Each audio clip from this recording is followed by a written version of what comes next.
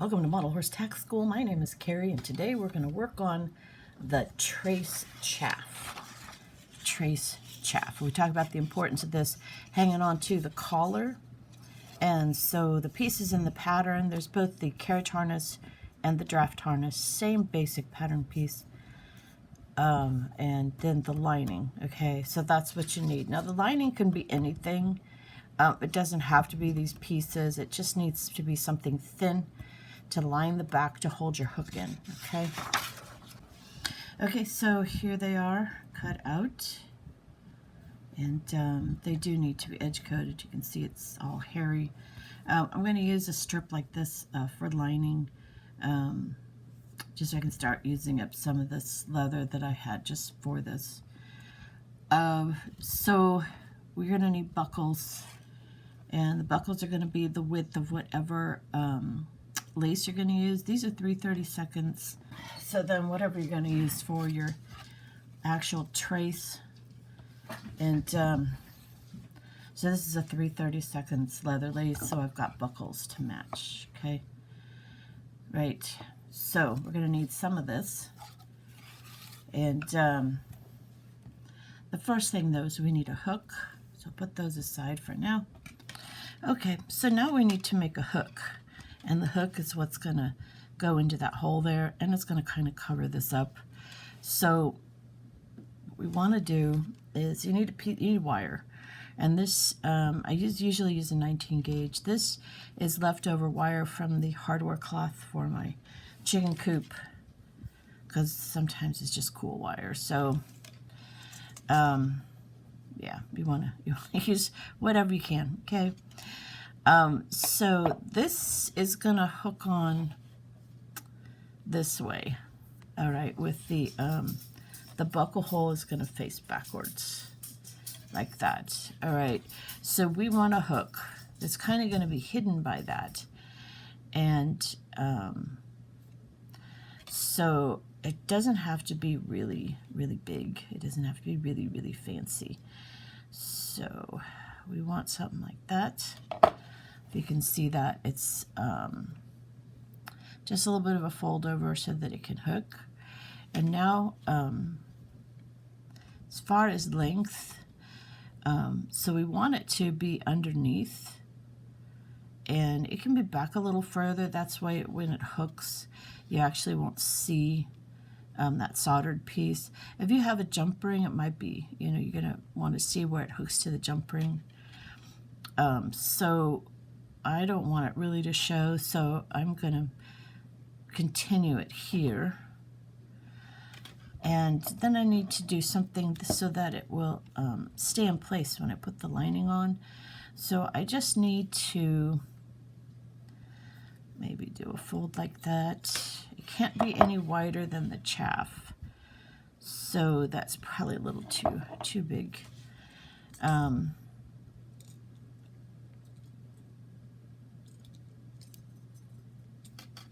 I don't know why they call it a chaff, so there's probably a history of, it's probably not even an English word. Okay, so that's going to be, that'll be close. Okay, so whatever it ends up looking like, you want to put your lining piece on top. Whatever you're going to use as a lining piece, that's going to be too thick. So because I want this to hold it as much as possible, I'm going to, so if you're using the pattern piece, you want to put like a slit. It's not in the thing. That's kind of optional, but I'm going to put a slit.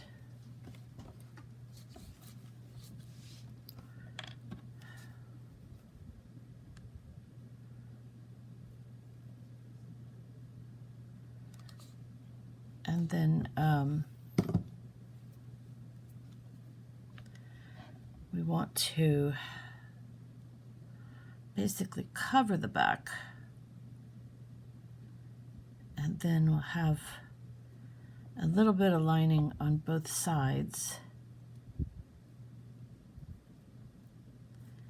Most important thing is to make sure it goes all the way down to where this hole is so that you have as much coverage as possible just to keep that hook from pulling out. So all of that fun we did down here, once this is dry, that should hold that hook in place. Because if you didn't have it, it would pull straight out. So we just need something down here to cover the metal, right? But also to keep the hook from pulling out. So if we went and tested this now, which is a good idea. I need to open this up just a little bit.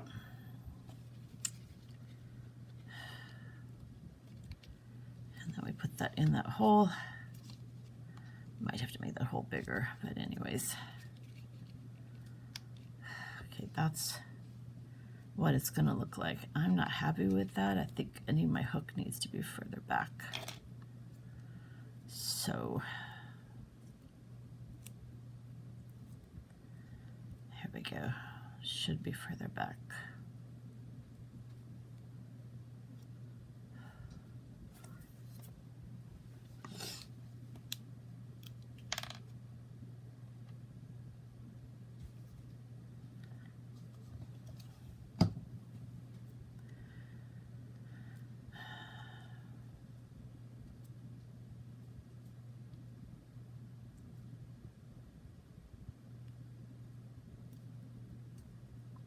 So I've got enough over here.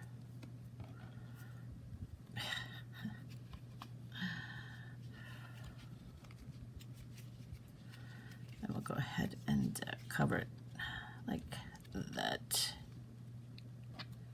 All right, so that's much better. So see how it covers. So you can't really see what the hook is hooked to. That's correct.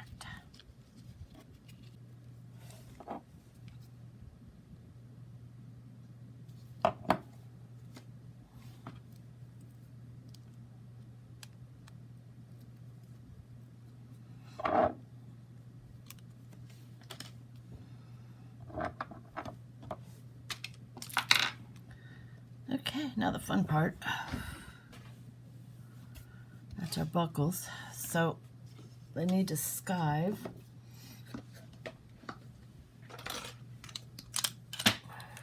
If you're using leather lace, if you're not using leather lace, if you're using like regular lace, you don't need to skive. But since I'm using leather lace, I need to thin this.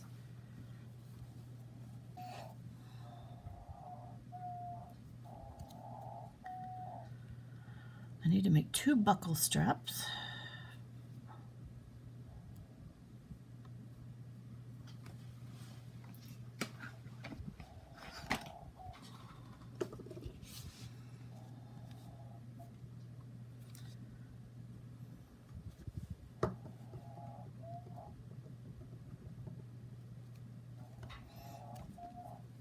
And the buckle edge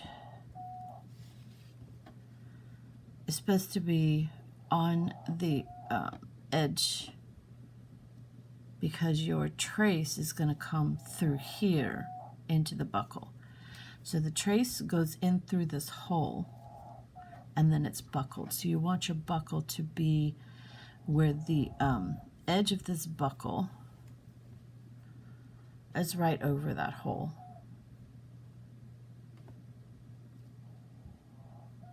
Like that. And then we'll go ahead and, well, you could fold it under if you want, or you could just cut it flush. I'll just cut it flush.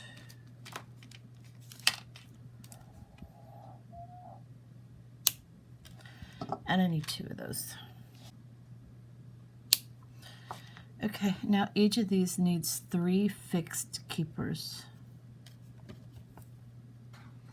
3 fixed keepers. And you want them to be loose because, well, if you have to, you can get another piece of leather lace and put it here to make sure you don't make your keepers too tight. If you make your keepers too tight, you'll never be able to buckle your trace. So I'm gonna do this to speed it up. I'm going to go ahead and clip 3 of these about a half an inch, and then put them on the back. This helps me keep them straight too, so they don't get crooked, because it's real easy to get them crooked and uneven. So this way I can set that up first, and this is for the second one. They don't have to be very long, and that way we've got one. The glue is setting up while I'm setting this one up. So I'm going to go ahead and use, a piece of that leather, the thickest part. And this way, when I pull my keepers around, I have that length in there, that width in there, so I don't pull it too tight. So I know I've got room at least for one thick piece of leather lace going through there. So let's get all 3 of those done, then pull that out of there, and I can snip away those extra pieces. So half an inch makes it easy to work with, and then we'll do the same to the other side. Okay, so now we're going to glue it. And remember that the buckle goes right over the hole, okay? So that technically this here bar has leather behind it, okay? And I should have put the glue on the strap.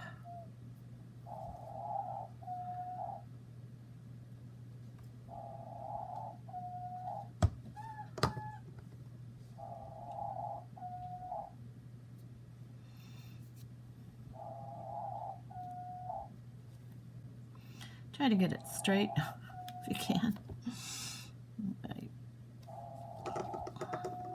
So that means the glue is going to basically be from the first keeper to the last keeper. So that is your trace chaff, okay? Next would be the trace. Now, the trace is just basically a piece of leather lace, in our terms, piece of leather, and it would buckle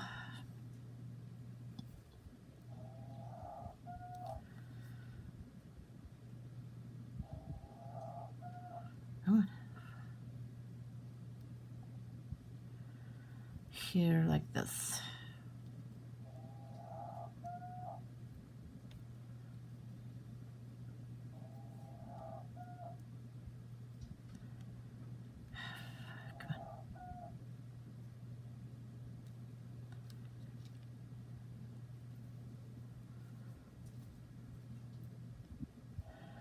Now in the real world, it may not go through all 3 loops. But in our world, it's going to go through all 3. It's going to go through all 3 loops. Okay. All of these keepers.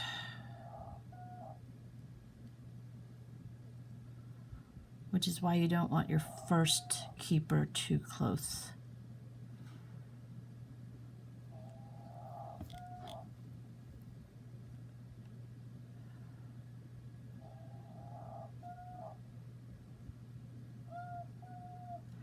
And you won't have any extra hanging over here, okay?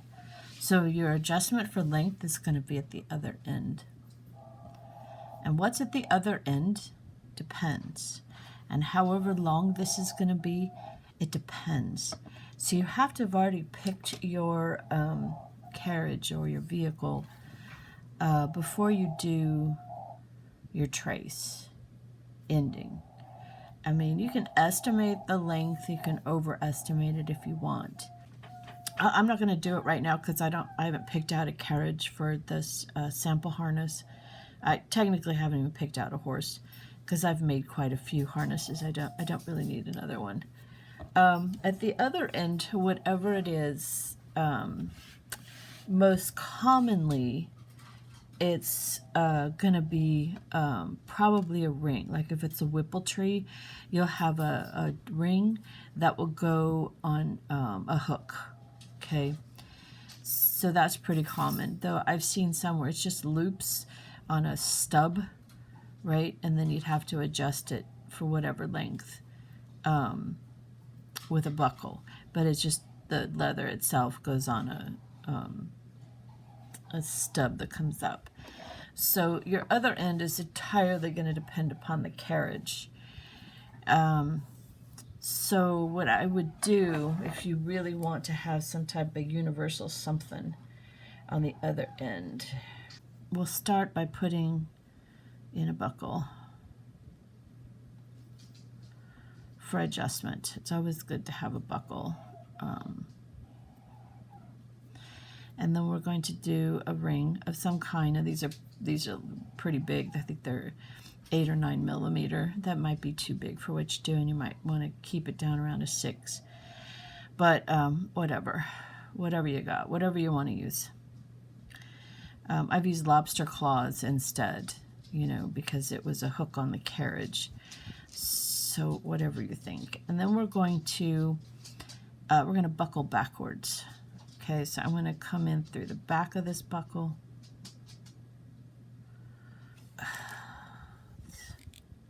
And then turn this around.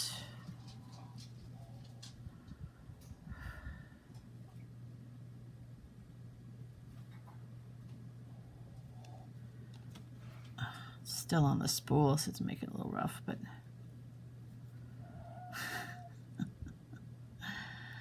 and then the opposite direction. Okay, and then pull it out about 1/4 of an inch or so, and then tighten it. So that's a way that you can have a buckle. You can, tighten this, or shorten it, just depending upon where this buckle is. And you still have a loop, and it's not permanently glued or anything. So mess around with that idea. Usually buckles like this will have a peg and holes. So there'd be a peg to hold it in place instead of a tongue. But that should work on the other end, depending on, and then just whatever you need here in order to make that attachment work. And then you have this here as your trace adjustment. Okay. So thank you for spending time with me today. Like, subscribe, tell your friends about the channel, and have yourself a really good day.